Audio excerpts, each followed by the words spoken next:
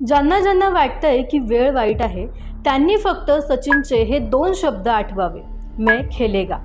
वय अवघं 16 वर्ष, समोर जगातील सर्वात घातक गोलंदाज आणि नाकावर चेंडू लागून रक्ताच्या धारा वाहत होत्या.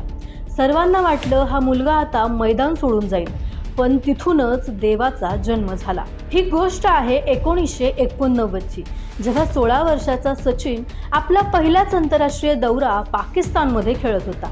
सियालकोटची टेस्ट मॅच होती. वकार युनिसचा एक वेगवान बाउन्सर थेट सचिनच्या नाकावर आदळला. नाक फुटलं, रक्ताची धार लागली होती. स्ट्रेचर तयार होतं. नवजोत सिंग सिद्धू धावत आले आणि म्हणाले, तू बाहेर चल, उपचार घे. पाकिस्तानी खेळाडू चिडवत होते, छोटा बच्चा आहे, घरी जा. पण त्या परिस्थितीत नाकावरचा रुमाल बाजूला सारून सचिन फक्त दोन शब्द बोलला, नहीं मैं खेलेगा. त्याने फक्त मलमपट्टी केली आणि पुढच्याच चेंडूवर वकार युनिसला कडक आणि खणखणीत चौकार मारला की संपूर्ण पाकिस्तानची टीम हादरली. त्या दोन शब्दांनी फक्त सामनाच नाही तर क्रिकेटचा इतिहास बदलला. जखम त्याच्या शरीरावर झाली होती, पण त्याचा परिणाम प्रतिस्पर्ध्याच्या मनावर झाला.